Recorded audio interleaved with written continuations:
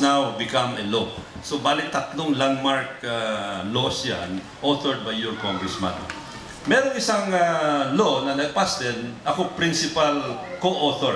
Hindi naman principal author, kundi co-author. Kasi ito yung tungkol sa karapatan ng senior citizens, yung senior citizens discount. You remember, naglabas ang senior citizens law granting a 20% discount, pero ang nangyari, nung pumasok yung expanded value added tax, tinanggal yung 12%, naging 8% na lang. Of course, this is not relevant to you, no? I don't see any senior citizen in this audience. I don't believe you, eh.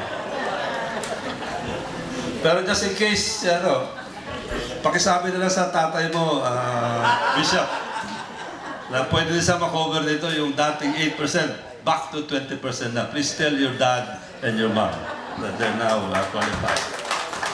So, yun lang po. Again, this is your congressman, kapitbahay nyo rito, kasama nyo sa maraming activities here in your barangay. I am only a text away, I am only a coffee break away in case there's anything I can do in my own little way. Tutulong ko tayo para sa anumang mga advocacies ng inyong asosasyon. I will help a little. Of course, kung Councilor Ricky Goles is also there, Mrs. Roy Goles is going to be there also to help. And of course, we have no less than the Mayor, Mayor June Bernabe, with his resources in City Hall, ready to help our neighborhood here, especially considering that he is part of you. So maraming po salamat. Magandang gabi.